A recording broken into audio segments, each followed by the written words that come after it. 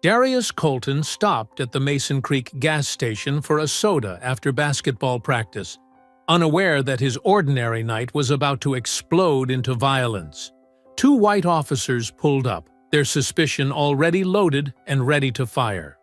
To them, Darius was a threat in brown skin, a target to dominate, not a 16-year-old kid trying to get home. Their voices rose, their tempers snapped, and soon the pavement was stained with fear and humiliation. But what they didn't know was who they had touched. His mother, FBI Special Agent Maya Colton. And when she arrived, every badge in sight froze. Before we go any further, comment where in the world you are watching from and make sure to subscribe, because tomorrow's story is one you don't want to miss. The humid Georgia air clung like a wet blanket as Darius Colton pushed open the glass door of Bright Mart gas station. The bell chimed softly, and the cool blast of air conditioning hit his face. His basketball jersey stuck to his back, still damp from practice. The fluorescent lights hummed overhead, casting a harsh glow across the empty aisles. "Evening, Mr. Jennings," Darius called out, nodding to the older man behind the counter. Carl Jennings looked up from his newspaper and gave a tired smile. "How was practice, son?" Carl asked, folding his paper. "Good. Coach says I might start next game." Darius headed toward the drink coolers, his sneakers squeaking against the linoleum floor. He pulled out his phone and typed a quick message to his mom. "Be home in 10. Want anything?" The cooler's glass door fogged up as he opened it, reaching for a Sprite. His phone buzzed. Maya had replied, "Just you, safe and sound." Darius smiled, grabbing a bag of chips from the rack. He was halfway to the counter when red and blue lights suddenly flashed through the store windows, painting the walls in alternating colors. Two police cruisers pulled into the parking lot, tires crunching on gravel. Darius felt his stomach tighten, an instinctive reaction his mother had warned him about. Keep calm. Be polite. Remember your rights. The store's bell chimed again as Deputy Kyle Drennan strutted in, followed by Officer Rourke. Drennan's hand rested on his holster, his face twisted in what looked like anticipation rather than concern. "Got a report of a robbery few blocks over," Drennan announced, his eyes fixing on Darius. "Suspect's a young black male, about 6 feet." His lips curled into a smirk. "Well, what do we have here?" Darius's heart pounded, but he kept his voice steady. "I'm just getting a drink, sir. Coming from basketball practice." "Sure you are, boy." Drennan circled him like a shark. "Empty your pockets." "I haven't done anything wrong," Darius said softly, still clutching his unopened Sprite and chips. "I'm a regular here. Ask Mr. Jennings." Carl shifted behind the counter, clearing his throat. "Officers, the kid's fine. He comes in here all the time after practice." Drennan ignored him. "I said empty your pockets. Now!" Officer Rourke moved to block the door, his face a mask of forced authority hiding obvious nervousness. With trembling hands, Darius placed his items on a nearby shelf and pulled out his pockets. Phone, wallet, basketball keychain. "See? Nothing, sir." "Oh, you think you're smart?" Drennan grabbed Darius's arm. "Outside. Now." "Wait, please!" Darius started, but Drennan was already dragging him toward the door. "Mr. Jennings, call my mom. Please." The night air hit him like a wall as they shoved him outside. Drennan slammed him against the patrol car's hood, pressing his face against the warm metal. "Spread 'em." "I'm not resisting," Darius said, his voice cracking. "Please, I haven't done anything." A small crowd had begun to gather. Angela Ruiz, still in her nursing scrubs from her hospital shift, pulled out her phone and started recording. Her hands shook with anger as she captured every moment. "Stop moving!" Drennan shouted, though Darius was perfectly still. "I'm not." Darius's words were cut off by a sudden punch to his kidneys. His knees buckled. "He's resisting," Rourke called out, though his voice wavered with uncertainty. What happened next was a blur of pain and fear. Darius felt the bite of the taser, electricity coursing through his body. He screamed as they threw him to the ground, his face scraping against the rough concrete. Blood trickled from his nose, mixing with tears. "Mama," he whimpered. "Somebody call my mama." Drennan's knee pressed into his back as handcuffs bit into his wrists. "Shut up, boy." "Crying for your mama now?" Angela's voice rang out from the gathering crowd. "This is wrong. He's just a kid." "Back up," Rourke warned the onlookers. "This is police business." Carl Jennings stood in the doorway of his store, his face pale, hands gripping the doorframe. He wanted to speak up, to do more, but decades of ingrained caution held him back. Still, he couldn't tear his eyes away from the scene unfolding in his parking lot. They yanked Darius to his feet, blood dripping from his split lip. His basketball jersey was torn, smeared with dirt and blood. As they shoved him into the back of the patrol car, he caught a glimpse of Angela still filming, her face a mixture of fury and determination. The patrol car's engine roared to life. Through the window, Darius could see Carl Jennings shaking his head slowly. The old man's words were barely audible as the car pulled away. They just made the biggest mistake of their damn lives. Angela Ruiz looked down at her phone, the red recording light still blinking. Her finger hovered over the upload button, knowing this video could change everything.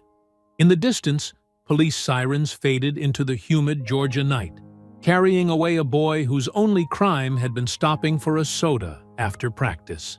Maya's pen scratched across paperwork in her quiet Atlanta apartment, the only sound besides the hum of her laptop. Case files spread across her desk documented months of undercover work tracking corruption in local police departments. Her coffee had gone cold hours ago, forgotten in the rush to document every detail perfectly. Her phone buzzed again, the fifth time in 20 minutes.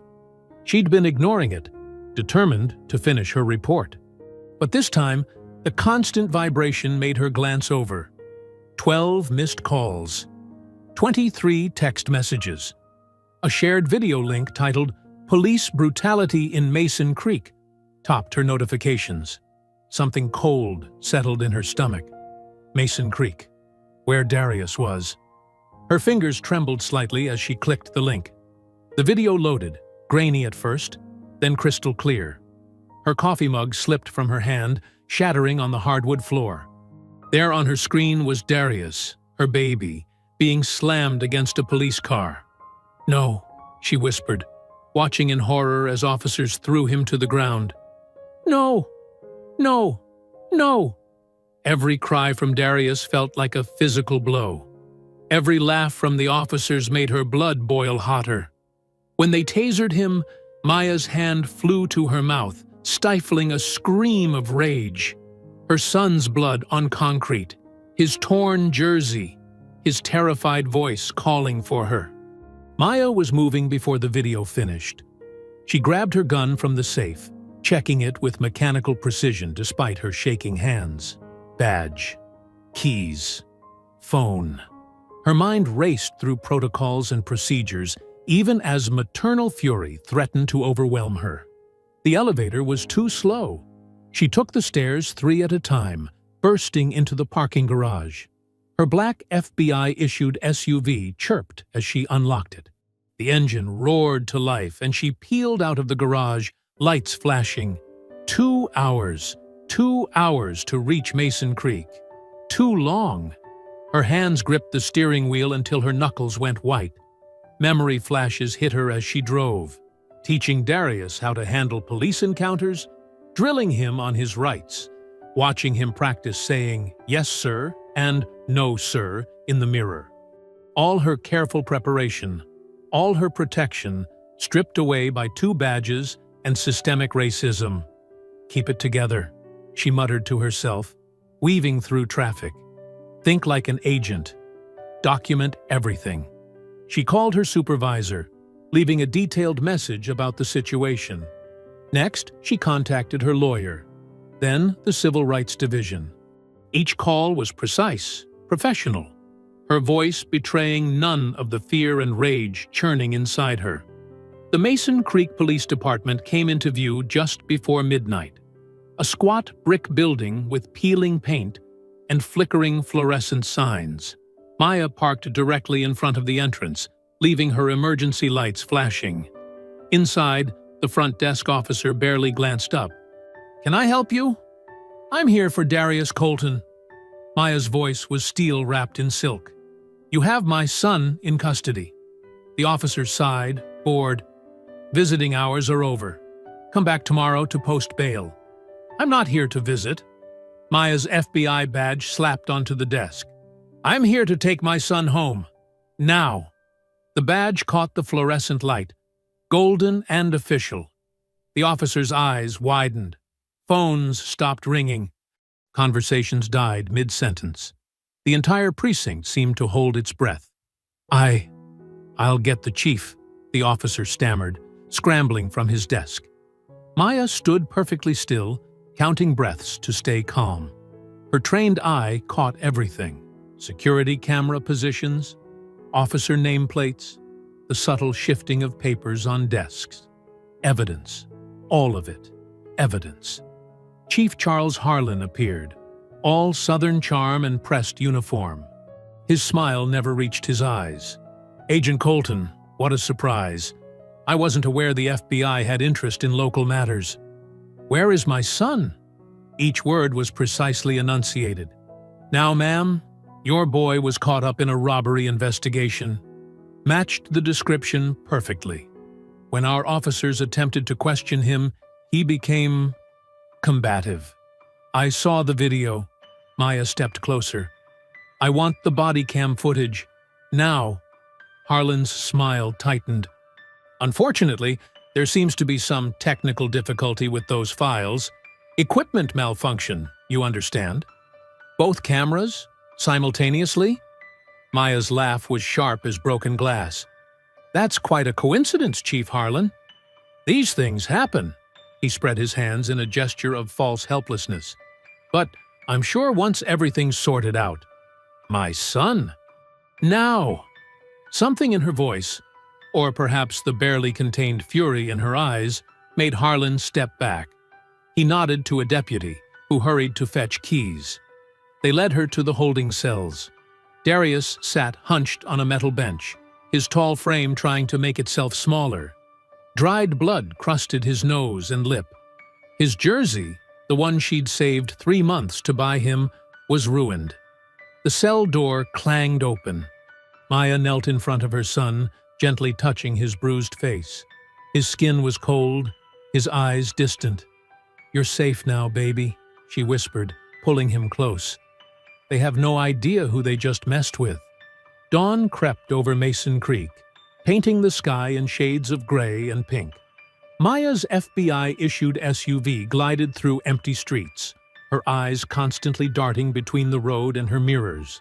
Every patrol car they passed made Darius sink lower in his seat. The silence in the car felt heavy, broken only by Darius's occasional winces when they hit bumps. His swollen face looked worse in the growing light. The medical report from the emergency room sat in Maya's briefcase. Contusions, mild concussion, bruised ribs. Each injury catalogued, photographed, and documented. "They following us?" Darius whispered, his voice hoarse. "No, baby." Maya reached over to squeeze his hand. "But I'm making sure." Her phone rang, the sound harsh in the quiet car. The caller ID showed Agent Shaw, FBI supervisor.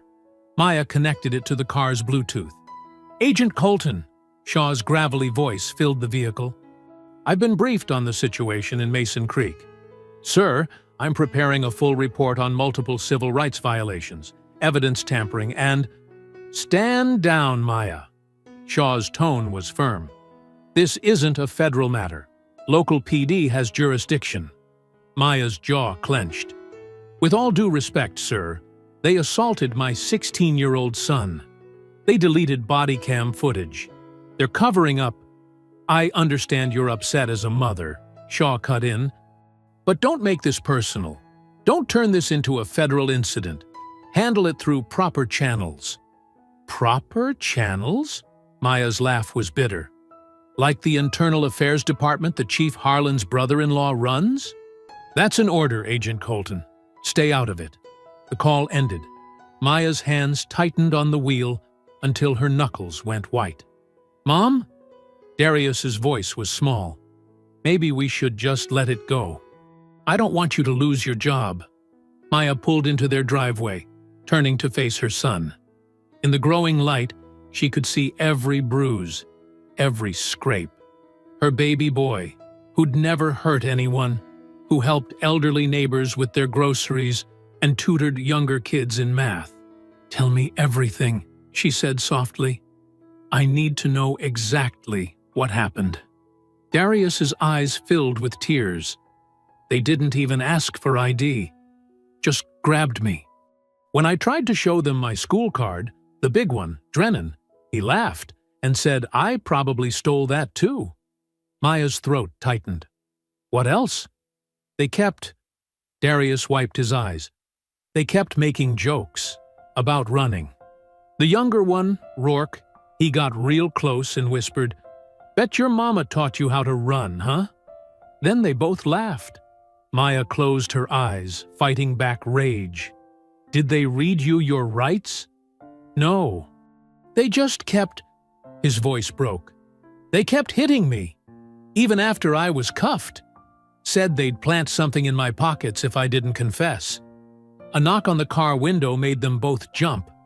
Mrs. Lang, their elderly neighbor, stood there in her morning robe, tablet in hand. Maya got out, positioning herself protectively between Mrs. Lang and Darius. But the old woman's face was creased with concern. I saw what they did to your boy, Mrs. Lang said, holding out her tablet. Angela Ruiz, the girl who filmed it? She's my granddaughter. She sent me the original video before she posted it. I made copies. Maya took the tablet, pressing play. The footage was clearer than the viral version she'd seen. You could hear the officers' racist comments clearly. See their deliberate brutality. Watch them high-five after throwing Darius in the car. It's everywhere, Mrs. Lang continued. Twitter, Facebook, all over the news. People are using some hashtag, Justice for Darius. As if on cue, a news van turned onto their street, followed by another. And another. Get inside, Maya told Darius, gathering their things. Mrs. Lang, thank you. Would you be willing to make a formal statement? The older woman nodded firmly. Those boys in badges need to learn they can't treat people this way. Not anymore. Inside, Maya helped Darius settle on the couch while reporters gathered outside. Their phones kept buzzing with messages and notifications. The hashtag John Justice for Darius was trending nationwide. Maya sat at her desk, connecting Mrs. Lang's tablet to her laptop. She played the video again. And again. Each viewing stoked her fury, but also her determination. She noticed details she'd missed before. Badge numbers, name tags, the reflection of a dash cam that supposedly wasn't working. Darius had fallen asleep on the couch, pain medication finally taking effect. Maya watched him breathe, saw how even in sleep he held himself carefully to avoid pressure on his ribs. She turned back to the video, freeze-framing Officer Rourke's smirking face as he whispered his taunt about running. If they want to play dirty, she murmured, pulling out her case files and notebook, I'll show them what real investigation looks like. Her fingers flew across the keyboard, accessing databases she'd built during years of civil rights investigations. Patterns emerged, similar incidents buried in reports, officers transferred between departments, evidence that consistently went missing, a system designed to protect its own. The afternoon sun blazed through Maya's home office window as she sorted through files and made calls. The TV droned in the background until a familiar name caught her attention. Breaking news from the Mason Creek Police Department regarding last night's arrest of local teenager Darius Colton. Maya's head snapped up. On screen, Chief Harlan stood at a podium, his silver hair gleaming under the lights, his expression grave but controlled. Security footage clearly shows the suspect attempting to leave the premises with stolen merchandise, Harlan announced. When confronted, the individual became combative and struck Officer Drennan. The screen showed grainy, choppy footage of Darius at the gas station. Maya's blood boiled. They'd edited out everything incriminating. No brutal takedown, no racial slurs, no tasing, just carefully selected fragments that made her son look guilty. "Mom?" Darius called from the living room. "They're lying. I know, baby." Maya grabbed her keys and badge. "Stay here. Keep the doors locked." The drive to the police station took 7 minutes.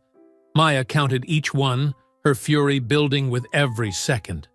The parking lot was crowded with news vans and protesters holding hastily made signs, "Justice for Darius," and "Stop Police Brutality."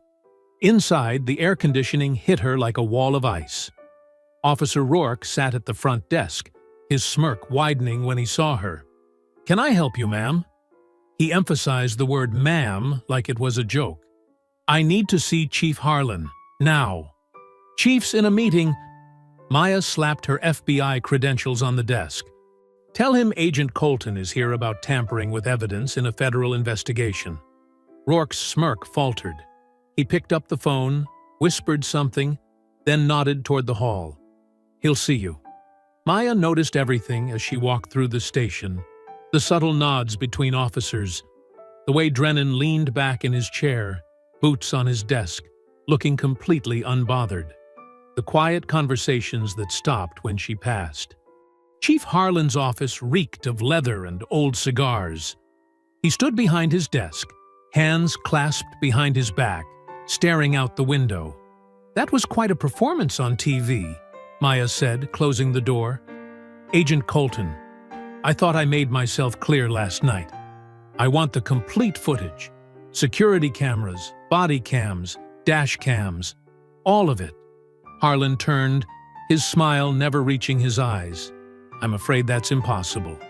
"As I explained, there were technical difficulties. Technical difficulties don't selectively edit footage to make an innocent kid look guilty. Your son was caught stealing by officers who conveniently lost their body cam footage in a store whose owner publicly stated Darius did nothing wrong." Harlan's smile tightened. "File a formal request through proper channels." Maya pulled out her phone, opened the FBI database, and typed rapidly. Within seconds, her face darkened. "The case file's already sealed," she said. "How did that happen so fast, Chief? Who do you have working for you inside the bureau?" Something flickered across Harlan's face. Satisfaction, maybe. Or triumph. "I think we're done here, Agent Colton. Don't let your maternal feelings cloud your professional judgment." Maya left the station, her mind racing. The speed of the cover-up, the sealed files, the coordinated response. This wasn't just local corruption. Someone with federal authority was helping them. She drove to the First Baptist Church on Malcolm X Boulevard, where Reverend Samuel Hayes had been leading the fight for civil rights since before she was born. The old church stood proud despite its peeling paint, its doors open to all who sought justice. Reverend Hayes sat in his office, surrounded by yellowing newspaper clippings and civil rights photographs. His eyes were sharp despite his age, taking in Maya's FBI badge and troubled expression. "I've been expecting you," he said, gesturing to a chair. "Saw what they did to your boy. Saw their lies on TV, too." "Reverend Hayes, I need to understand what I'm up against." The old man sighed, pulling out a thick folder from his desk. 1987. James Wilson, 17 years old. Resisting arrest. Beaten so bad he lost an eye. 1995. Marcus Taylor, 16. Matched a description. Found with planted drugs. 2003. David Reynolds, 15. Assaulted an officer. Ended up in a wheelchair. He spread out the articles, the photos, the death certificates. Every time the footage disappeared. Every time the files got sealed. Every time, good officers who spoke up got transferred or fired. How do they keep getting away with it? Because you're not fighting two cops, Agent Colton. You're fighting the whole system that protects them. Hayes leaned forward. The same judges signed the warrants. The same prosecutors declined to press charges. The same federal agents sealed the files. Maya drove home as darkness fell, her mind heavy with Hayes's words and the weight of decades of buried injustice. The house was dark except for Darius's bedroom light. The crash of breaking glass shattered the silence. Maya drew her gun, moving toward the sound. In the living room, a rock lay among glittering shards of window glass. A note was wrapped around it, held by a rubber band. She picked it up, unfolding the paper with steady hands. Leave town or lose your badge. Upstairs, she heard Darius stir. Mom? What was that? Maya looked at the note, then at her Glock, its weight familiar and resolute in her hand. She thought of all those other mothers' sons, James, Marcus, David, and how the system had failed them. Not this time, she whispered, her grip tightening on her weapon. 2 days later, the Atlanta Medical Center's fluorescent lights cast harsh shadows across Darius's bruised face. Maya sat in the waiting room, scrolling through case files on her phone, when it buzzed with an incoming call from FBI headquarters. Agent Colton, a cold voice said. This is Administrative Services. Effective immediately, your security clearance has been temporarily suspended, pending review of recent conduct. Maya's fingers tightened on the phone. On what grounds? Interference with local law enforcement operations and potential misuse of federal resources. You'll receive formal documentation within 24 hours. The line went dead. Maya stared at her phone, her mind racing. She'd expected pushback, but this was different. This was calculated. Someone inside the bureau was working against her. Her phone buzzed again. Lucas Trent's name flashed on the screen. She'd worked with him for 5 years, trusted him with her life on undercover ops. Now, something felt off. Maya, Lucas's voice was too casual, too controlled. Heard about your suspension. Look, I'm trying to help here. You need to drop this Mason Creek thing. Help? Maya kept her voice level. Like you helped seal those case files? Come on, you know how it works. Small-town politics, local jurisdiction. Let it go before... Before what, Lucas? A pause. She heard him swallow. Before you lose everything you've worked for. Think about Darius. He needs his mother employed, not, "Don't you dare use my son to threaten me." Maya's voice turned to ice. What did they offer you, Lucas? Promotion? Money? Maya, please. You're not thinking clearly. She hung up, her suspicions confirmed. Lucas's nervous tone, the carefully chosen words. He wasn't warning her. He was threatening her. The doctor called Darius's name. Maya watched her son limp into the examination room, his shoulders tense. The bruises were fading, but something else had been broken. His sense of safety, his trust in the world. Her phone buzzed with a text from Reverend Hayes. Meet us at Morales Media, 2 p.m., bringing someone you need to talk to. 2 hours later, Maya pulled into a converted warehouse space in downtown Atlanta. The sign read, Morales Independent News Network. Inside, exposed brick walls were covered with award-winning headlines and photos of protest movements. Tessa Morales looked younger than Maya expected. Early 30s, with sharp eyes and a laptop covered in social justice stickers. Reverend Hayes made introductions. Agent Colton, Tessa said, pulling up files on multiple screens. What happened to your son isn't random. I've been tracking Mason Creek PD for years. Look at this pattern. Graphs and statistics filled the screens. Arrest rates, complaint records, mysterious evidence losses. 10 years of systematic brutality, Tessa explained. Always against young black men. Always with lost footage. Always ruled justified. How are they getting away with it? Maya asked. Money. Tessa pulled up financial records. Civil forfeiture funds, inflated budgets, mysterious donations. Someone's paying to keep this quiet. And someone in the FBI is helping, Maya added, thinking of Lucas's call. Exactly. Tessa nodded. But they slipped up with Darius. They didn't know who his mother was. Now we have a chance to expose everything. Back home that night, Maya spread files across her dining room table. Darius was staying at his aunt's house. Safer there, for now. Lightning flickered outside as she cross-referenced cases, looking for patterns. A name caught her eye, then another. Her hands started shaking. 3 deaths, all labeled drug overdose. Young black men, all stopped by Mason Creek PD in the weeks before their deaths. All cases involved officers Drennan and Rourke. Marcus Johnson, 19, found in his car with a lethal dose of fentanyl. The dash cam footage from his last traffic stop? Corrupted. Deshaun Williams, 17, overdosed after a night in lockup. The holding cell camera? Malfunctioned. Andre Thomas, 20, dead in his apartment from mixed substances. The body cam footage from a wellness check by Drennan and Rourke the day before? Lost in transfer. Maya's stomach churned. This wasn't just brutality. This was murder. She pulled up photos of the victims. Young faces, bright smiles. Lives ended too soon. Then she looked at Darius's medical photos. The bruises, the taser marks, the fear in his eyes. The same officers, the same pattern, the same cover-ups. Thunder crashed outside. Maya stood up, walking to the window. Rain lashed against the glass as lightning illuminated the street.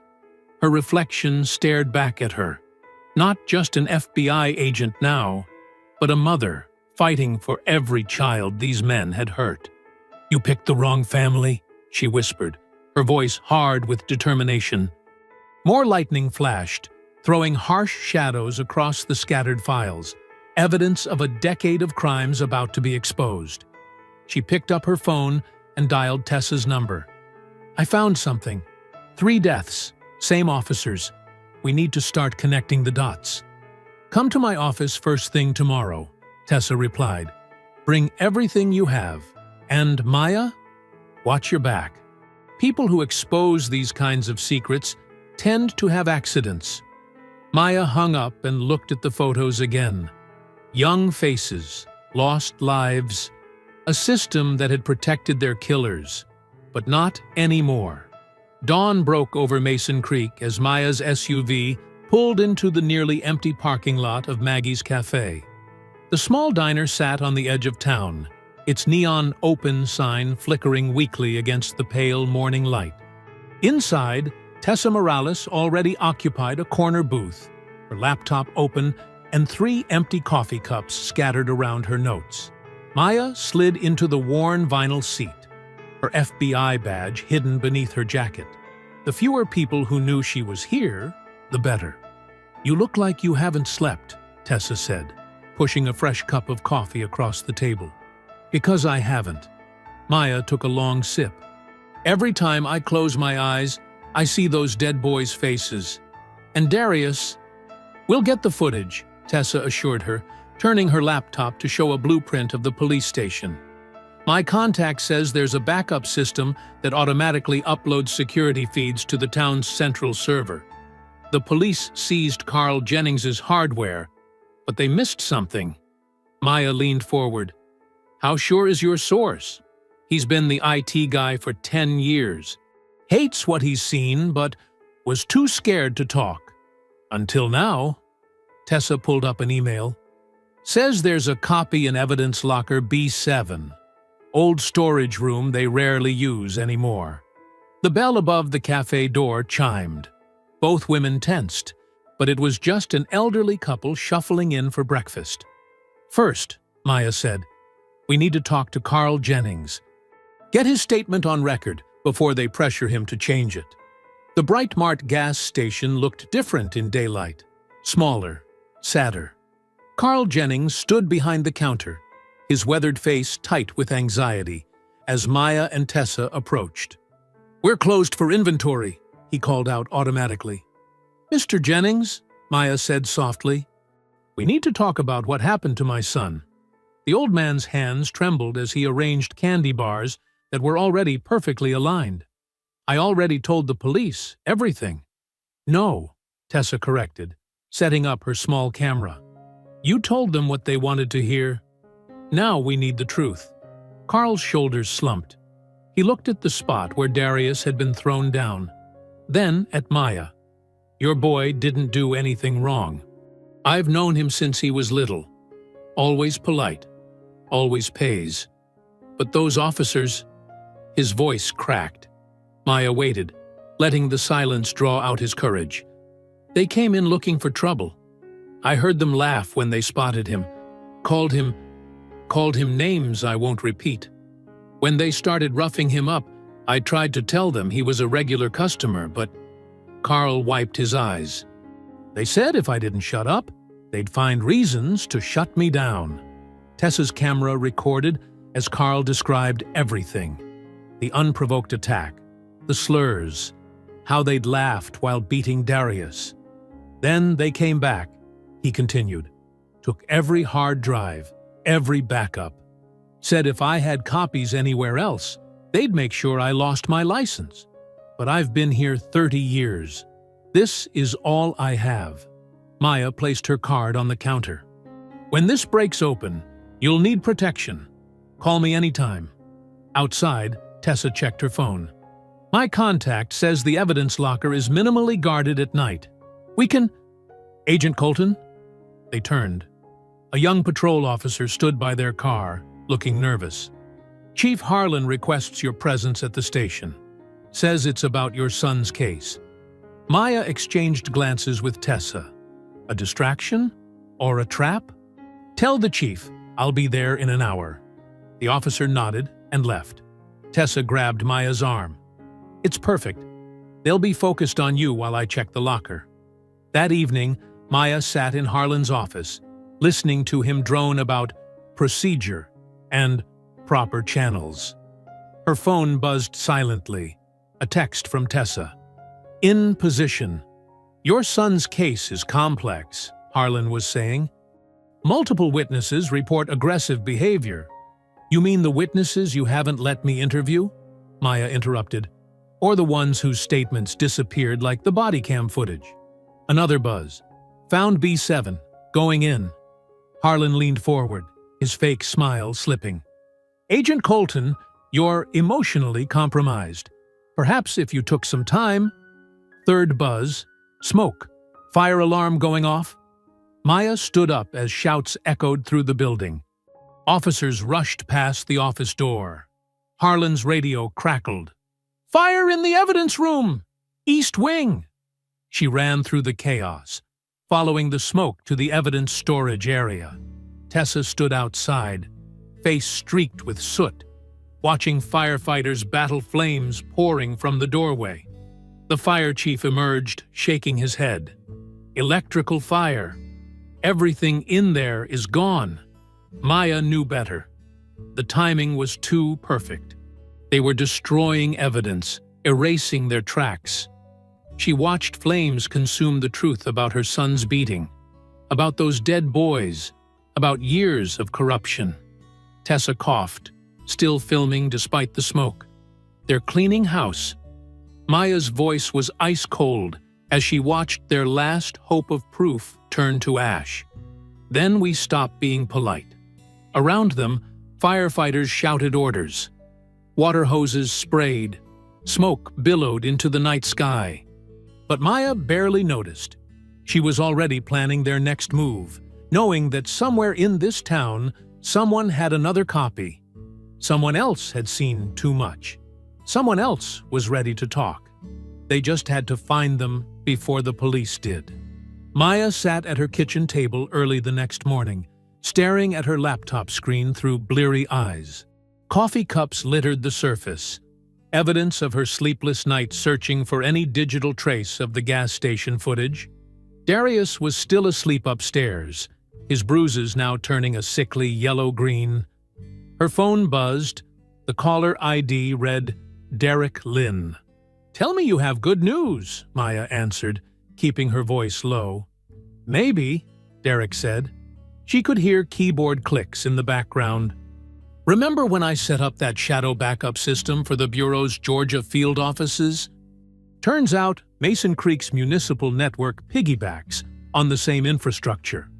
Maya sat up straighter. "What are you saying?"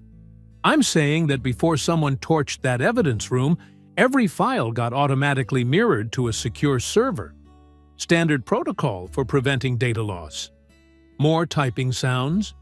"The trick is finding the right backup among thousands of encrypted files. Can you do it remotely?" "Already am." "But Maya," his voice turned serious, "if anyone traces this, we're both looking at federal charges. Are you sure?" "They beat my son, Derek. They're covering up murders. I'm sure." She heard him sigh. "Give me an hour. Don't use your regular phone or email. I'll contact you through Signal." Maya paced the kitchen for 45 minutes before her secure messaging app chimed. A link appeared, followed by Derek's message.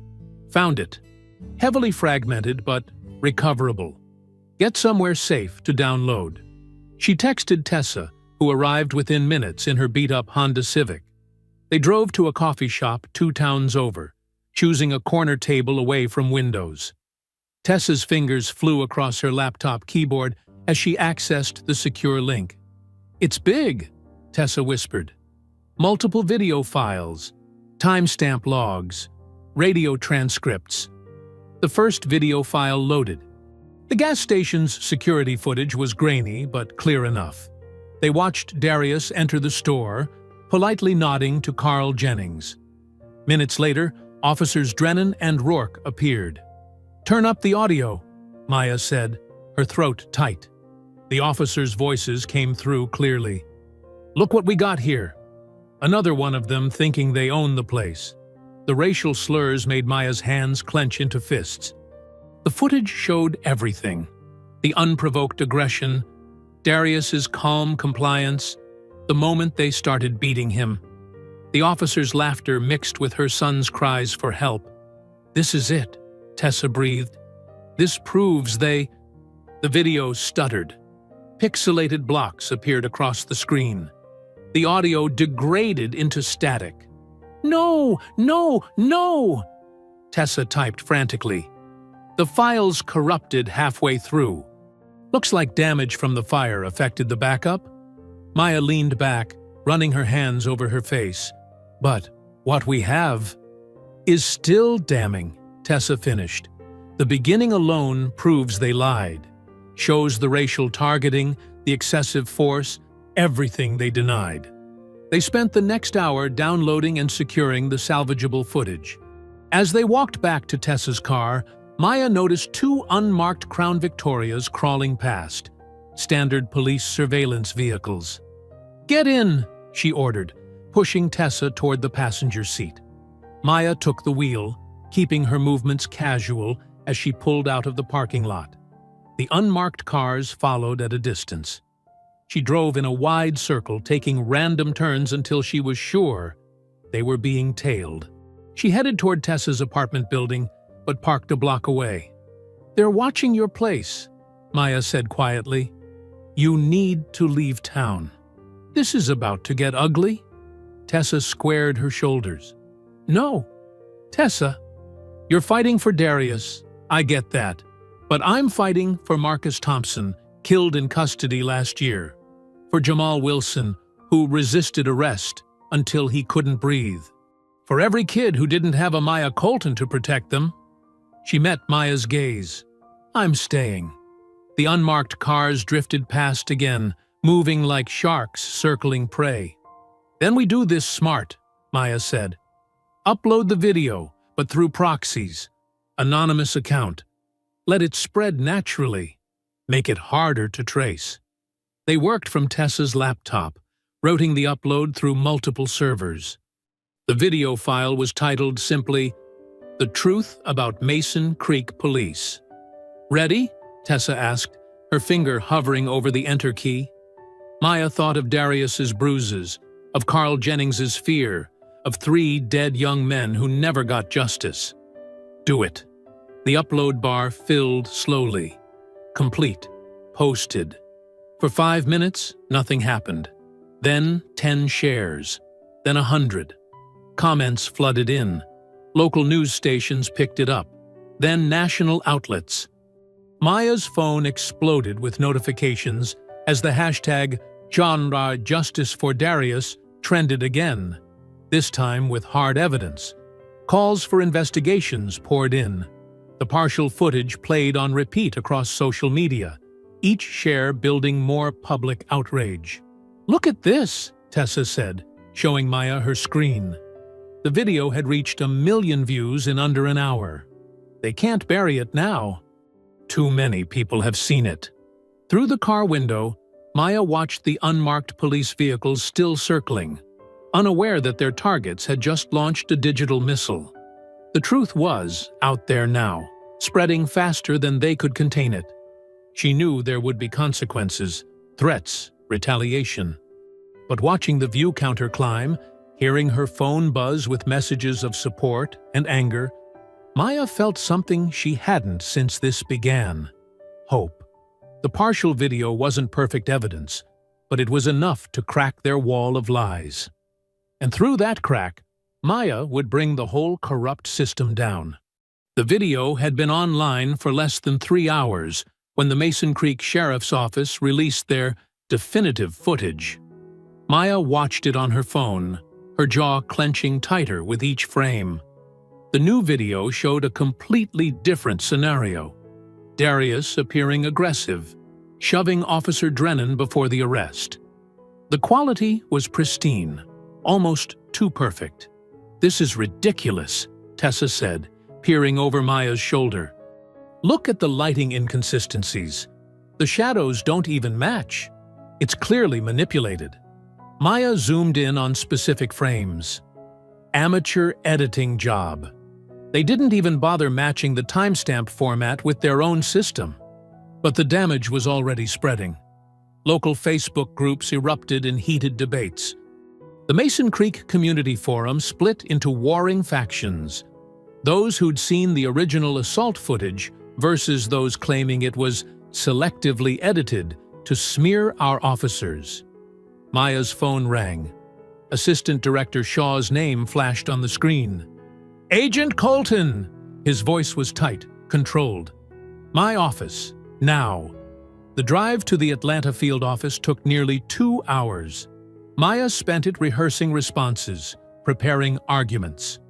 But when she walked into Shaw's office, his expression told her it wouldn't matter. "Sit down," he said, not looking up from a manila folder, her personnel file. She remained standing.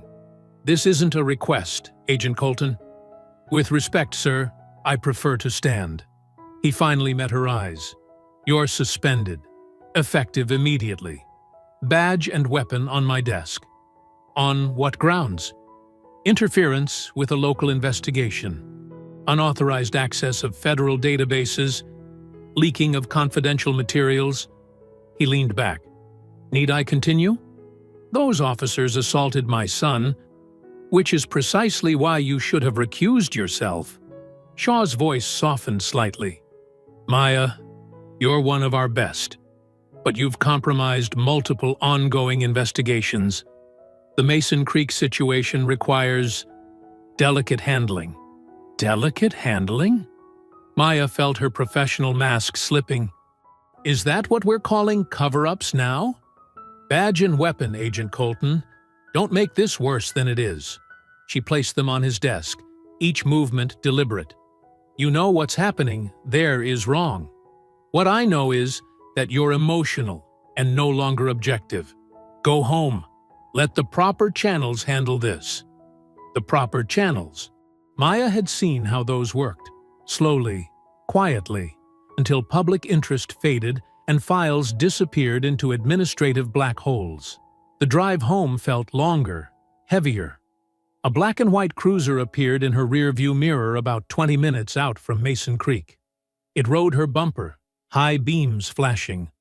Maya kept her speed exactly at the limit, hands at 10 and 2. The cruiser swerved aggressively around her, then cut back in front, nearly clipping her front end. She recognized the tactic, intimidation, trying to provoke a reaction. The cruiser finally peeled off, but the message was clear. We're watching. Maya pulled into her driveway as sunset painted the sky orange. A familiar sedan was parked across the street. Lucas Trent's government-issue vehicle. He sat on her porch steps, looking appropriately concerned. "Heard about the suspension," he said as she approached. "Shaw's wrong, you know. This whole thing stinks." Maya studied her former partner's face. They'd worked together for 6 years. She'd trusted him with her life more than once.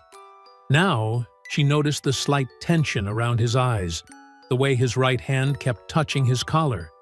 His tell when he was lying. "Want to come in?" she offered. "I could use a friendly face right now." Inside, Lucas paced her living room while she made coffee. "Maybe it's for the best," he suggested carefully. Stepping back, letting things cool down. "You still have that original gas station footage?" "Lost in the evidence room fire," Maya lied smoothly. "I'm out of moves, Lucas. They won." She watched him relax slightly. Sometimes the system works better from the inside. Give it time. They talked for another hour, Lucas probing gently about what evidence she might have left, Maya playing defeated and resigned. When he finally left, she waited exactly 3 minutes before slipping out her back door. The tracking device was smaller than a quarter, easily attached to his rear wheel well, as she'd pretended to look for her dropped keys earlier. Her phone showed his position moving steadily north, away from town. Maya followed at a distance in her personal car, headlights off along the back roads. Lucas's signal stopped at a secluded cabin near the lake, Chief Harlan's weekend getaway, according to property records. She parked behind dense trees and crept closer, her phone set to record. Through the cabin's window, she could see Lucas and Harlan meeting in what looked like a study. Lucas handed over a thick folder, the same type as FBI case files. Harlan nodded, handed him an envelope. Maya zoomed the camera, capturing every detail. The chief's satisfied smile. Lucas counting what was clearly cash. The way they shook hands, comfortable and practiced, like this wasn't their first transaction. "Got you," she whispered, making sure to get a clear shot of Lucas's face as he left the cabin.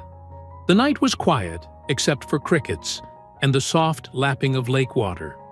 Maya waited until both men had driven away before heading back to her car.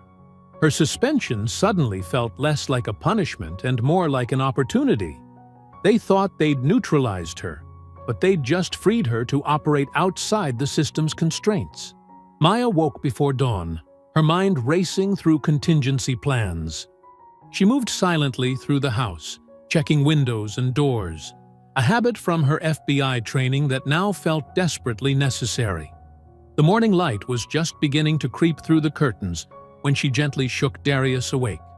"Baby, we need to pack," she said softly, sitting on the edge of his bed. "Just essentials. My friend Patricia in Atlanta can take you in for a while." Darius rubbed his eyes, the bruises on his face still visible in the dim light. "Mom, I don't want to leave you here alone. I'm not the one they're trying to break." Maya squeezed his hand. "Pack your basketball gear too." Patricia's son plays for his high school team. While Darius packed upstairs, Maya moved through the house gathering documents, birth certificates, school records, medical files, everything they might need. She'd learned long ago that having backup plans for backup plans wasn't paranoia. It was survival. The morning air was thick with humidity when Maya stepped onto the front porch, car keys in hand. She stopped cold. All 4 tires of her SUV were slashed, rubber hanging in ribbons. Across the vehicle's dark paint, someone had spray-painted in jagged red letters, "We warned you!" Maya's hand instinctively went to where her gun usually sat. But of course, it wasn't there. She scanned the street, noting which neighbors' lights were on, which cars had moved since last night. Mrs. Lang across the street was already at her window, phone in hand, likely calling 911. But Maya knew the police would take their time responding, if they came at all. Her phone buzzed. Reverend Hayes's number. "Maya!" His voice was heavy with anger and exhaustion. "They hit the church last night. Spray paint everywhere. Racial slurs, threats, windows broken." She closed her eyes, steadying herself. "Are you okay?" "I'm fine, child. But our people are scared. Really scared. Some of these young ones want to fight back, and I can't say I blame them." "I'm calling a meeting," Maya decided. "Tonight at the church. We need to show them the footage, all of it. Let them see what we're really dealing with." "You sure that's wise?" "Wisdom isn't working, Reverend. They need to see the truth." As she ended the call, a truck drove by slowly. 2 white men inside staring her down. She recognized them from the diner where she'd stopped yesterday. They'd called her names, tried to make her leave. The truck circled the block 3 times before finally moving on. Maya called a rideshare to take Darius to Patricia's, watching until the car disappeared around the corner. Then she walked the 8 blocks to the church, cataloging every hostile stare, every whispered comment. Outside the corner store, an elderly white woman actually crossed herself, as if Maya were the devil incarnate. The church's walls were covered in hateful words, but inside, it still felt like sanctuary. Reverend Hayes had already started cleaning, his weathered hands scrubbing at the paint. "They think this will silence us," he said without turning around. "Like we haven't seen worse. Like we haven't survived worse." Throughout the day, people began gathering. Word spread through whispered conversations and encrypted text messages. By evening, the church pews were packed, not just with the black community, but with white allies too. Carl Jennings from the gas station sat near the front, his face set in grim determination. Maya stood at the pulpit, her laptop connected to the church's projector. "What you're about to see is hard," she warned. "But it's the truth. And truth is the only weapon we have left." The footage played. The clear, unedited security video showing Darius's assault. Every brutal second, every racial slur, every moment of casual cruelty. The sound of her son crying out for her echoed off the church walls. Someone in the back began to sob. When the lights came up, the silence was deafening. Then, Mrs. Lang stood up, tears streaming down her face. "My grandson is Darius's age," she said. "Could have been him. Could be any of our children." The crowd erupted, voices raised in anger, in pain, in determination. Maya watched as people who'd been neighbors for decades finally spoke honestly about their fears, their experiences with the police. Reverend Hayes moved through the crowd, channeling their rage into purpose, helping organize protest schedules and safety protocols. Later that night, Maya sat in her car outside the Brightmart gas station, staring at the spot where they'd hurt her son. The security lights cast strange shadows on the concrete where Darius's blood had been. She could almost hear the echo of his screams, see the ghost of his body being slammed against the ground. "You're not just getting justice, Darius," she whispered to the empty lot. "We're changing this whole damn town." The gas station's lights flickered, casting alternating patterns of light and shadow across the pavement. Maya remained there, watching, remembering.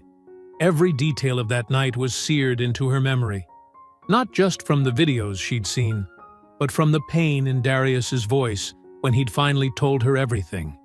The way the officers had laughed, the feeling of helplessness as he'd called out for her.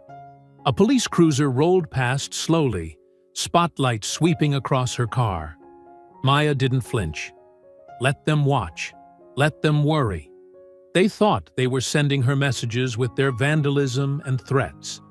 But she had a message for them, too. This time, the victim's mother could fight back, and she was just getting started. 3 days after the church meeting, Mason Creek erupted. Protesters filled Main Street, their signs held high against the scorching Georgia sun. Justice for Darius echoed off brick buildings as hundreds marched peacefully, led by community organizers trained by Reverend Hayes. Maya watched from her position near the courthouse steps, tracking police movements. They'd brought in riot gear, despite the protest permit clearly stating this was a peaceful assembly. She recognized the signs, the subtle positioning, the way officers kept touching their weapons. They were preparing for something. Her phone buzzed. Derek's name flashed on the screen. "Maya, we've got a problem." His voice crackled with static and urgency. "The cloud backup. It's gone. Someone got through my security protocols.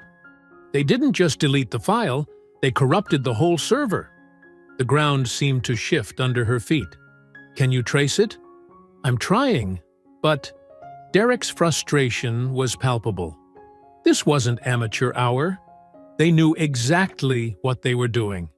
The breach originated from multiple locations, bouncing through servers across 3 continents. Before Maya could respond, she heard shouting. At the intersection, police had blocked the permitted march route. Officers were pushing forward, batons raised. The crowd began to retreat, but there was nowhere to go. More police had circled behind them. "I have to go," Maya snapped, ending the call. She rushed toward the growing chaos, filming with her phone. The first canister of tear gas arced through the air. Screams erupted. Maya saw Mrs. Lang stumble, choking on the gas. She helped the older woman to safety behind a shop awning, her own eyes burning. Through the chemical haze, she watched officers swing indiscriminately at retreating protesters. Her phone buzzed again. "Tessa." "They're raiding my apartment." Tessa's voice was breathless, panicked. 6 officers, claiming they have a warrant for stolen evidence. "They're destroying everything. My cameras, my laptops. Maya, all my source files." The line went dead. Maya's mind raced. This was coordinated. The protest violence, the deleted footage, Tessa's raid. They were striking everywhere at once, trying to overwhelm them. An hour later, as paramedics treated pepper spray victims, Maya got another call. Reverend Hayes had been arrested while trying to negotiate with police. The charge? Inciting a riot. She rushed to the station, but was blocked from seeing him. "He's being processed," Drennan smirked from behind the desk. "Might take a while. Paperwork. You know how it is." Maya drove to Atlanta that evening, her hands shaking with rage. She found Darius at Patricia's house, glued to the news coverage. His face was streaked with tears. "They're saying Reverend Hayes attacked an officer," he choked out. "They're calling the protesters thugs. Everything we do, they twist it around. They make us look like the bad guys." "Darius, maybe we should stop, Mom." His voice cracked. "Maybe this is just how things are. Nothing ever changes. We fight, and they just hit harder." Maya sat beside him on the couch, pulling him close like she did when he was small. He was almost as tall as her now, but in that moment, he felt like her little boy again. Scared, seeking answers she wasn't sure she had. "Baby, listen to me." She chose her words carefully. "Change never starts easy. You know why? Because the people in power, they're comfortable. They like things exactly how they are. So when we stand up, when we demand better, They fight back hard. They want us to feel hopeless. They want us to give up. But what if they win? They only win if we let them. Maya wiped his tears with her thumb. Every movement for justice looked impossible at first. Civil rights, women's rights, workers' rights. People fought and died for those changes. But they didn't stop. And neither will we. Later that night, after Darius had fallen asleep, Maya sat in her car in Patricia's driveway, head resting on the steering wheel. The events of the day played on repeat in her mind. The violence, the raids, the arrests, every bit of evidence vanishing, every ally being targeted. She reached for her glove compartment, searching for aspirin. Her hand brushed something small and hard. Frowning, she pulled out a USB drive she didn't recognize. A note was taped to it in Derek's precise handwriting. Emergency backup, original footage, plus metadata. Kept offline. Stay safe.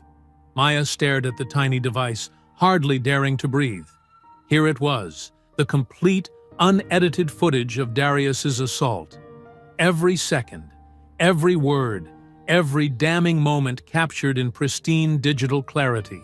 Derek must have slipped it into her car days ago, knowing something like this might happen. Her fingers closed around the drive. They thought they'd erased the truth, buried it under corrupted files and fake warrants. But here it was, safe in her palm, small, but powerful enough to bring down their whole house of lies. Maya's hands trembled as she held the USB drive, staring at her phone.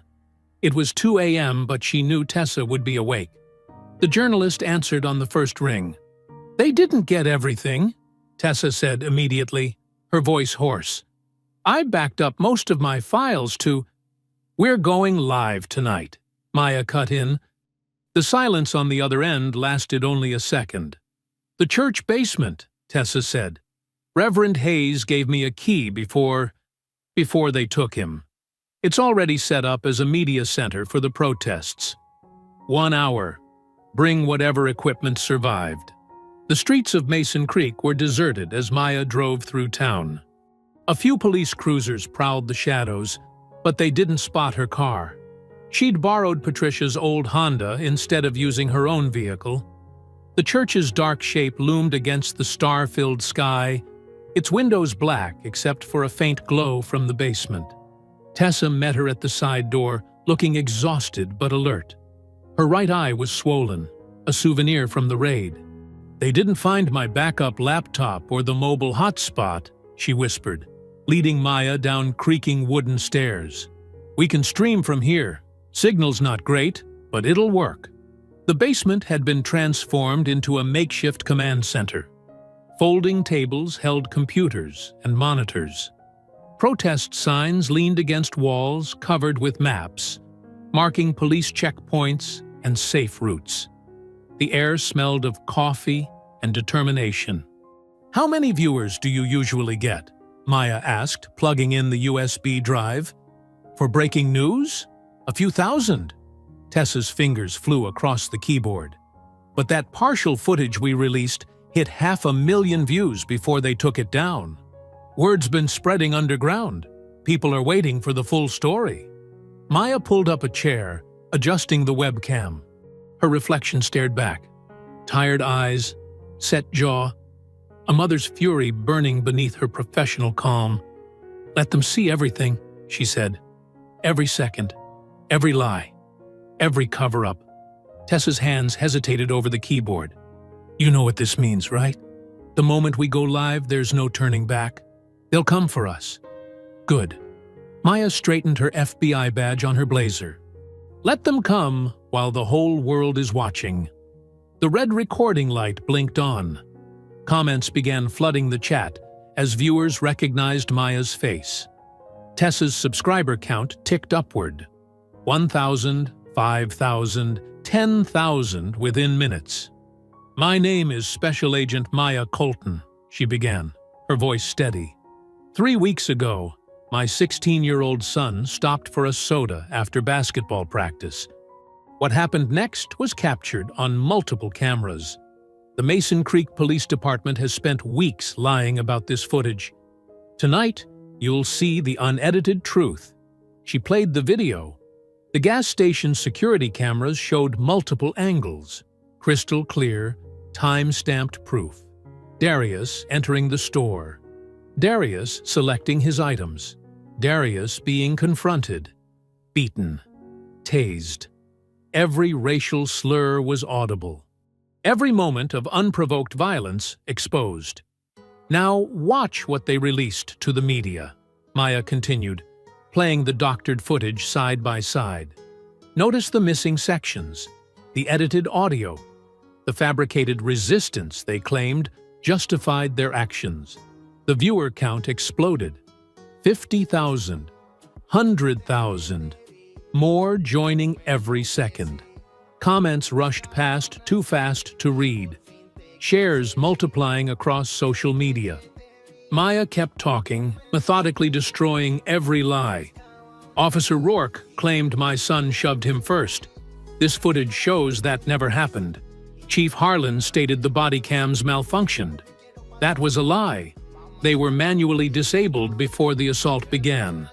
The department released a statement about a robbery suspect. There was no robbery reported that night. Somewhere above, a door slammed. Heavy footsteps thundered across the church floor. Maya didn't pause. "This isn't an isolated incident," she continued, her voice rising. Under Chief Harlan's leadership, the Mason Creek Police Department has systematically— "Police! Stop the broadcast!" Officers poured down the stairs, flashlights cutting through the dim basement. Tessa's hands flew up, but she kept the camera rolling. Maya didn't move from her seat. "Systematically targeted young black men," she continued, staring directly into the lens as officers surrounded her. "They've falsified evidence, covered up brutality, and intimidated witnesses. And now, they're here to silence us. But they're too late. Cut the feed!" An officer lunged for the laptop. Tessa blocked him. "Don't touch that equipment!" she shouted. "This is a protected press broadcast." Maya's voice remained calm as chaos erupted around her. "To everyone watching, download this footage. Share it. The truth can't be buried if enough people carry it." Rough hands grabbed her arms. She could see the viewer count still climbing past 500,000. Officer Rourke appeared, his face twisted with rage as he recognized her. "You have the right to remain silent," he snarled, yanking her arms behind her back. "I've been silent long enough," Maya replied, rising with dignity as the handcuffs clicked shut. She turned one last time to the camera, her eyes blazing. "You can't bury truth. Not anymore." The last image, broadcast to hundreds of thousands of witnesses, showed Maya being led away, head high, undefeated, while Tessa shouted the address of the church for arriving news crews. Through the basement windows, red and blue lights painted the walls like a revolution's dawn. The fluorescent lights buzzed overhead as Maya sat perfectly still in the metal chair, her wrists bound behind her back. The interrogation room's cold walls seemed to close in, but she kept her face neutral, remembering her FBI training. Her shoulders ached from the rough arrest, but she wouldn't give them the satisfaction of seeing her discomfort. The door opened with a dramatic swing. Chief Charles Harlan strutted in, his polished badge gleaming under the harsh lighting. He carried himself with the smug confidence of a man who'd never faced consequences, who'd built his career on making problems disappear. "Quite a show you put on," he drawled, dropping a thick file on the table between them. "Undermining law enforcement, inciting unrest, compromising ongoing investigations." He clicked his tongue. Not very professional for a federal agent. Maya met his gaze steadily, saying nothing. "Oh, now you're quiet?" Harlan leaned forward, his cologne too strong, too close. "Where's all that righteous anger from your little broadcast?" She could hear commotion outside, raised voices, car doors slamming, a growing crowd. But she kept her focus on Harlan, watching him like a chess player studying her opponent's tell. "You know," he continued, pacing now, "I've dealt with plenty of troublemakers in my 30 years of service. Activists, reformers, politicians, all thinking they could come into my town and tell me how to do my job." He stopped, planting both hands on the table. "But you're something special. A federal agent gone rogue, betraying her own kind." "Your kind isn't my kind," Maya said quietly, her first words since the arrest. Harlan's face darkened. "You'll never work again. Not in law enforcement, not in security, not even as a mall cop." His voice dropped to a venomous whisper. "And your boy? That disrespectful son of yours? He's gonna learn what happens when you pick fights with the wrong people." Before he could continue, the station's front doors burst open, the sound echoing down the hallway. Heavy boots thundered on linoleum. Maya recognized the cadence of federal agents' footsteps, the crisp authority in their voices. "This is FBI Internal Affairs. Everyone stay where you are." Harlan's smug expression cracked. He straightened up, reaching for his radio, but the interrogation room door flew open. Agent Shaw stood there, flanked by two senior IA investigators. His normally perfectly pressed suit was wrinkled. He must have driven through the night from Atlanta. "Chief Harlan," Shaw's voice cut like steel, "step away from Agent Colton. Now." "Now, hold on just a minute," Harlan protested, raising his hands. "This woman broke multiple laws, compromised." "What I see," Shaw interrupted, "is an illegally detained federal agent who exposed systemic corruption and civil rights violations." He nodded to one of the IA agents. "Get those cuffs off her." As the agent unlocked her restraints, Maya rolled her shoulders, never taking her eyes off Harlan. His face had gone from red to pale, the realization of his situation finally sinking in. "The footage has over 2 million views," Shaw continued. "The Attorney General's office called me personally. This station is now under federal investigation. All officers involved in the Darius Colton incident are suspended pending review." Through the windows, Maya could hear the crowd outside growing louder. Hundreds of voices joined together, the words clear even through thick glass. "Justice for Darius! Justice for Darius!" Harlan made one last attempt. "You can't just come in here and—" "We can, and we are." Shaw's voice was ice. "Your department's files are being seized as we speak. Every case for the past 10 years will be reviewed. Every complaint, every incident report, every piece of edited footage." Maya stood, rubbing her wrists. The crowd's chants grew stronger, accompanied now by news helicopters circling overhead. Local TV vans lined the street, their satellite dishes reaching skyward.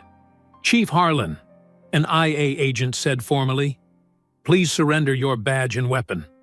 You're being placed on administrative leave pending investigation into civil rights violations, evidence tampering, and conspiracy charges." Harlan's hands shook as he unbuckled his gun belt. The badge he'd wielded like a shield for decades clattered onto the table, its shine suddenly dull under the fluorescent lights. Shaw turned to Maya. "Agent Colton, you're free to go. The Bureau extends its apologies for the delayed response to your initial reports." As they led her through the station, Maya saw officers being questioned, computers being seized, files being boxed up. Agent Lucas Trent sat in another room, head in his hands, as IA agents took his statement. The station's front doors opened to a sea of humanity. The morning sun painted the crowd in golden light. Hundreds of faces from every background imaginable. Black and white, young and old, families with children on their shoulders holding handmade signs. College students linked arms with elderly church ladies. The protesters' signs told stories of other victims, other injustices finally being dragged into the light. Tessa stood at the bottom of the steps, her camera rolling, sporting a fresh bandage over her swollen eye. Reverend Hayes had been released, his collar wrinkled but his spirit unbroken, as he led the crowd in a civil rights hymn. Maya paused at the top of the steps, taking in the scene. This wasn't just about Darius anymore. This was about every mother's son, every victim of unchecked power, every silence finally broken. "It's just starting," she whispered, her words nearly lost in the roar of justice awakening. Maya followed Agent Shaw through the chaos of the police station, where federal agents in dark jackets methodically moved from office to office. The sound of filing cabinets being pried open and computers being disconnected filled the air. Officers sat stunned at their desks, hands flat on surfaces, as IA agents collected their badges and weapons. "We'll need you to identify specific cases," Shaw explained, leading her toward the records room. "Your initial report mentioned patterns going back years. Start with any arrest involving Drennan or Rourke," Maya replied, stepping over cables being run to forensic equipment, especially cases with missing or corrupted body cam footage. In the records room, 3 tech specialists had already set up workstations. Boxes of files covered every surface, decades of paperwork being sorted and scanned. Maya spotted familiar names on the folders. Young black men arrested on suspicion, cases closed with planted evidence. "Here," she pointed, pulling a thick file. "Marcus Jenkins, 2019. Allegedly resisted arrest, died in custody. Body cam footage accidentally deleted." Shaw nodded grimly. "Add it to the priority stack. We're building a RICO case, systematic corruption and civil rights violations." Through the window, Maya saw Reverend Hayes being escorted from his holding cell. His shoulders were straight despite the ordeal, his dignity intact. The officers who'd arrested him now couldn't meet his eyes. As he walked past the booking desk, several young deputies actually stepped back, shame visible on their faces.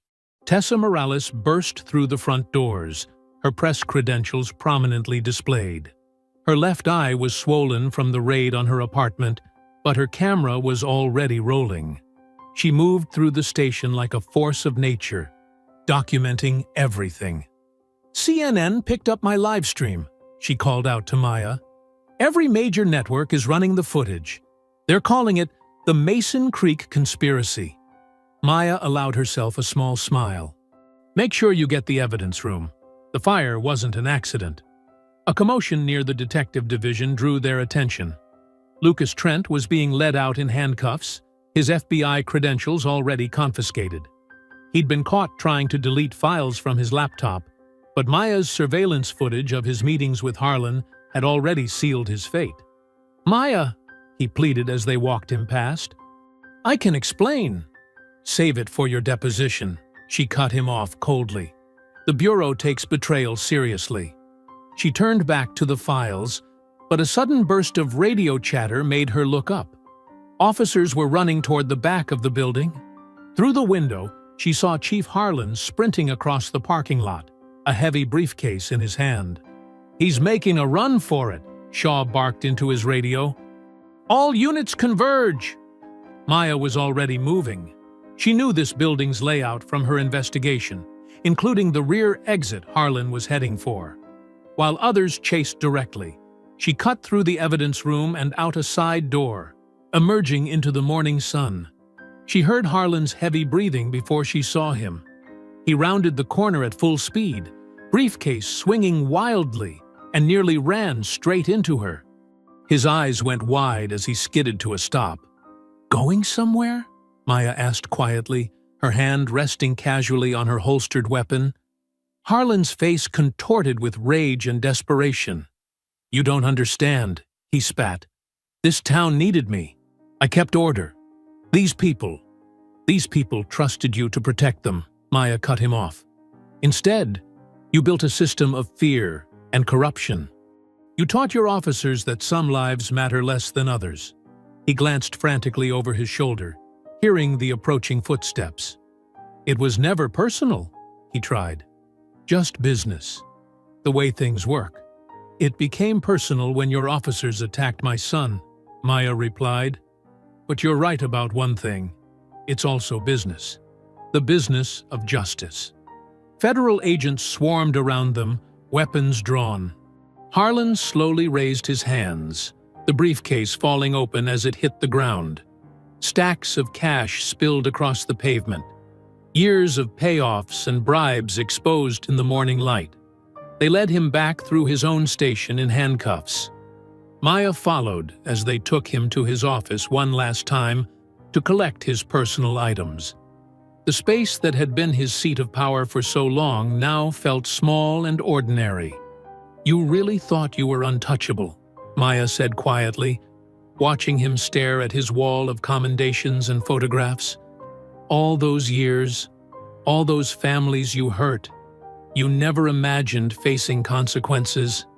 Harlan's shoulders sagged as reality finally settled over him. His carefully constructed world of power and control was crumbling, exposed by the very people he'd tried to keep powerless. "Welcome to reality," Maya continued, her voice steady, "where actions have consequences, where justice isn't just a word you hide behind." Through the office window, she could see news vans arriving, their satellite dishes reaching toward the sky. Protesters gathered peacefully, their signs demanding accountability. FBI evidence teams carried out boxes of files, decades of corruption being dragged into the light. Tessa was already broadcasting live, her voice carrying through the building. In a stunning development, federal agents have uncovered what appears to be systematic civil rights violations within the Mason Creek Police Department. Multiple officers are in custody. Maya stood watching as 2 federal agents escorted Harlan to a waiting vehicle. His polished shoes, always so carefully maintained, scraped against the pavement. The morning sun caught his badge as they removed it, one final gleam before it disappeared into an evidence bag. Inside, the station hummed with focused activity. Evidence teams worked methodically through each department, documenting everything. The sound of cameras clicking mixed with hushed conversations and the steady hum of scanner machines. "Agent Colton," one of the tech specialists called out, "we found something in the false ceiling above Harlan's office." Maya followed him back inside. An agent on a ladder was pulling out a dusty metal box. Inside were more files, the ones they'd been most desperate to hide. She recognized some of the names immediately. "Marcus Jenkins, Jerome Wilson, Tyrell Brooks," she read aloud. "All the accidental death cases. They kept physical copies." Agent Shaw appeared beside her. "Old school. Didn't trust computers to keep their secrets." He picked up one of the folders. "This could triple our caseload." Through the glass partition, Maya watched Reverend Hayes speaking with community members who'd gathered outside. Despite his night in custody, his presence remained powerful, calming. He'd been right all along about the depth of corruption. "My team found something else," Tessa called from the dispatch room. She was reviewing surveillance footage, her laptop surrounded by notes. "Look at these patrol patterns over the last 5 years. The data showed systematic targeting of specific neighborhoods, higher arrest rates, more use of force, selective enforcement, all carefully documented in their own records." "They weren't even trying to hide it," Maya said, studying the screen. "They were proud of it. Thought no one would ever look closely enough to connect the dots." A commotion near the front desk drew their attention. Lucas Trent was being processed, his FBI credentials bagged as evidence. The man who'd once been her trusted partner couldn't meet her eyes. "Maya," he tried again as she passed, "I never meant for it to go this far. The money was just supposed to be a one-time thing." She paused, studying him.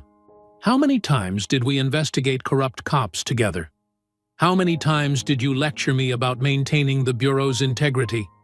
She shook her head. "You chose your side. Live with it."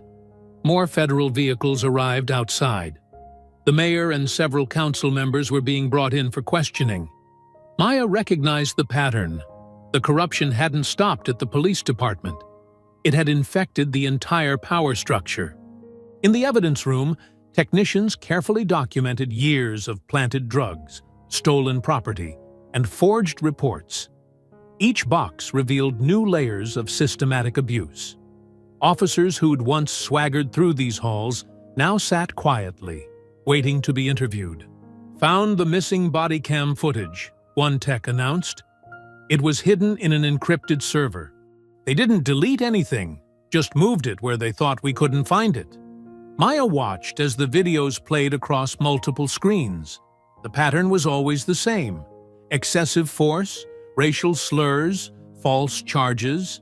Then the cover-up, reports rewritten, evidence planted, witnesses intimidated. Some of these cases go back 15 years, Agent Shaw noted, flipping through a logbook. Before Harlan was even chief. "He didn't start it," Maya replied. "He just perfected it, made it systematic." She picked up another file. "Look how organized everything is. Every false arrest, every planted piece of evidence, all carefully documented. They thought their records would never see daylight." Outside, more community members gathered. Not to protest now, but to witness. Mothers who'd lost sons, fathers who'd lost daughters, families torn apart by years of targeted harassment. They stood silently, watching justice finally arrive. Tessa moved through the crowd, recording testimonies. "They're not afraid anymore," she told Maya during a brief break. "Every story that was buried, every complaint that was ignored, it's all coming out now." In the chief's office, Maya supervised as agents boxed up decades of corruption.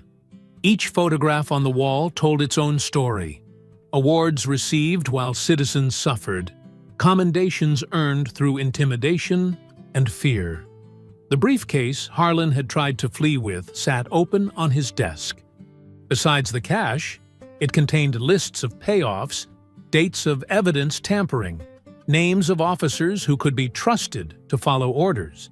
His entire corrupt empire, documented in his own handwriting. "He actually kept records," Shaw remarked, examining the documents. "Detailed ones. Men like Harlan always do," Maya replied. "They convince themselves they're running a legitimate operation.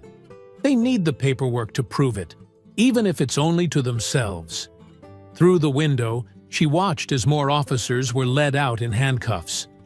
Not just the ones who'd attacked Darius, but all the ones who'd enabled the system, who'd looked the other way, who'd chosen silence over justice. The unspoken code of blue silence lay shattered. In its place, the sound of truth echoing through halls that had contained lies for far too long. The station that had once been a symbol of oppression was being cleansed, its secrets exposed to the light. As federal agents continued their methodical sweep, Maya picked up a framed photo from Harlan's desk. Him shaking hands with the governor, both men smiling broadly. The image of power and respectability he'd worked so hard to maintain. Now it would hang in a courtroom as evidence of just how far the corruption reached. 3 months after the federal raid, Maya Colton stood at a podium beneath the autumn sun. Behind her, the freshly painted community center gleamed white against the Georgia sky. The old municipal building had been transformed, its stark institutional lines softened by murals of children playing, dreams soaring, and justice prevailing. Hundreds of faces looked back at her, familiar now after months of struggle and triumph. Mrs.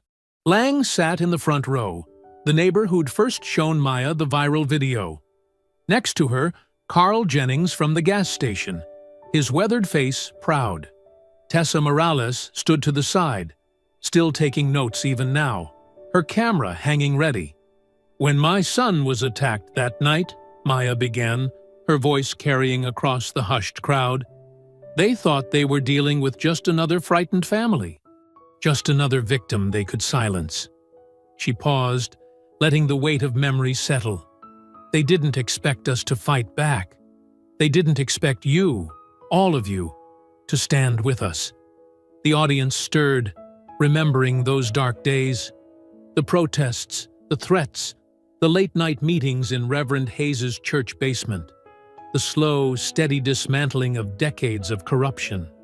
This center, Maya continued, gesturing to the building behind her, represents more than just a new name. It represents every voice they tried to silence, every truth they tried to bury, every family that refused to accept injustice as normal.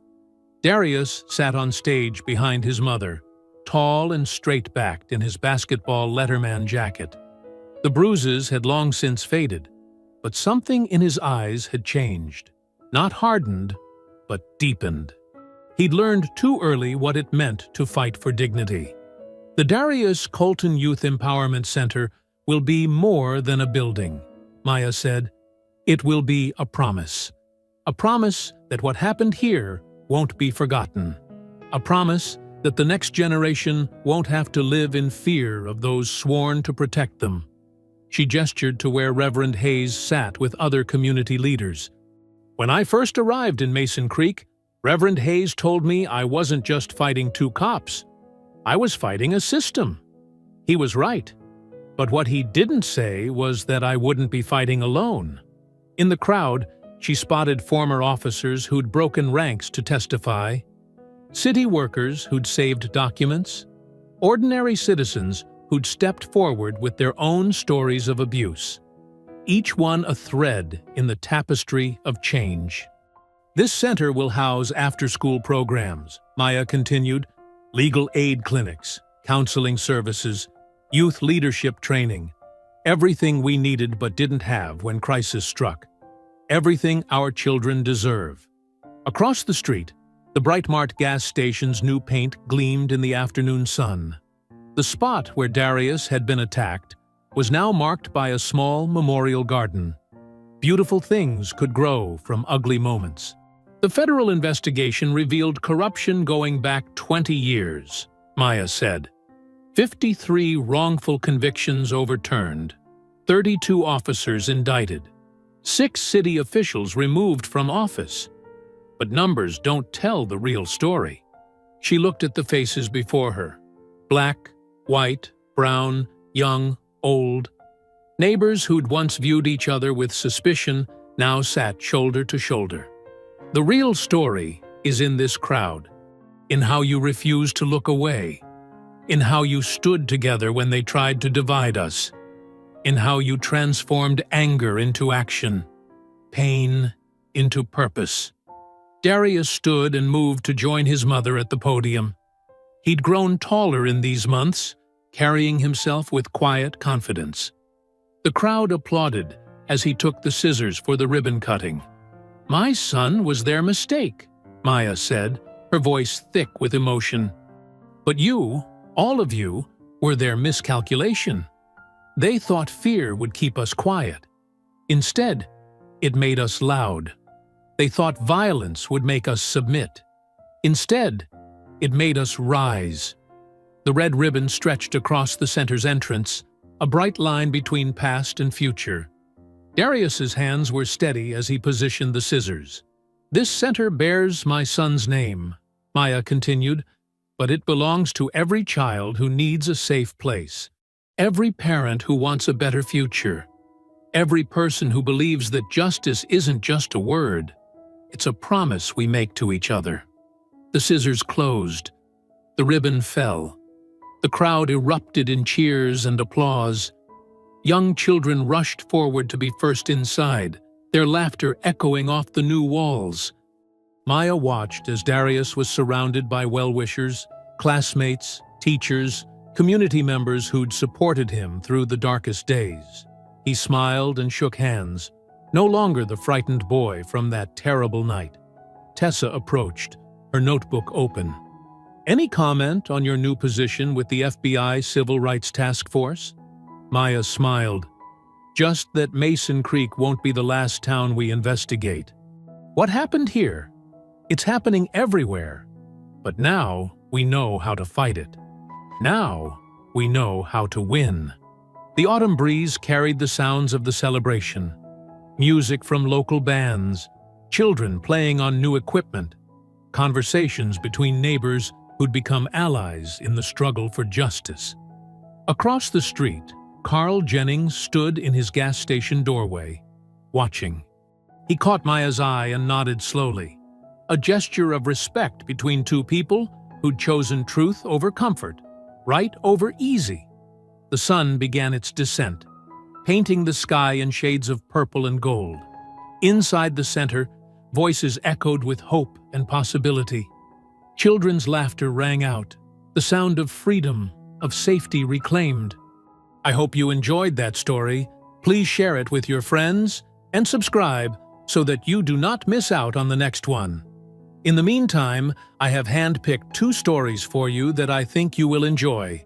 Have a great day!